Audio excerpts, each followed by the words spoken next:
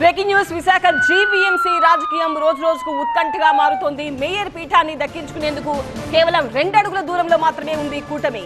ప్రస్తుత మేయర్ పై అవిశ్వాసం నెగ్గడానికి కేవలం ఇద్దరే కార్పొరేటర్లు కూటమికి అవసరం ఉంది. దాంతో జాగ్రత్తగా పావులు కదుపుతున్నారు కూటమి నేతలు. అయితే మేయర్ పీఠాన్ని నిలబెట్టుకునేందుకు తీవ్ర ప్రయత్నాలు చేస్తోంది వైసీపీ. తన కార్పొరేటర్లను ఇప్పటికే ఊటీకి తరలించింది వైసీపీ. టీడీపీ కూడా ఇవాల్టి నుంచి క్యాంపు రాజకీయం మొదలు పెట్టబోతోంది. అయితే ముందనుకున్నట్టుగా మలేషియాకు కాకుండా భీమిలికి కార్పొరేటర్లను తరలించనుంది టీడీపీ. జీవీఎంసీ ప్రస్తుత బలాబలాలు చూస్తే టీడీపీకి 48 మంది, జనసేనకు 11 మంది, బీజేపీకి 2 కార్పొరేటర్లు ఉన్నారు. అలాగే కూటమికి 11 మంది ఎక్స్ అఫీషియో సభ్యుల బలం కూడా ఉంది.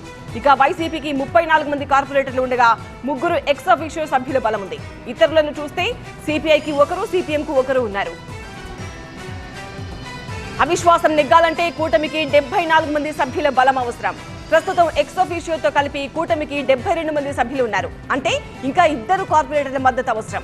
అయితే టీడీపీలో చేరడానికి సిద్ధమంటూ కొందరు వైసీపీ కార్పొరేటర్లు సంకేతాలు ఇచ్చినట్టు తెలుస్తోంది.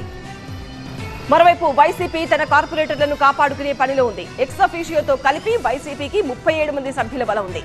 కూటమికి ఇంకా 2 మద్దతు మాత్రమే అవసరం ఉండడంతో సభ్యులు చేజారకుండా జాగ్రత్తలు తీసుకుంటోంది వైసీపీ.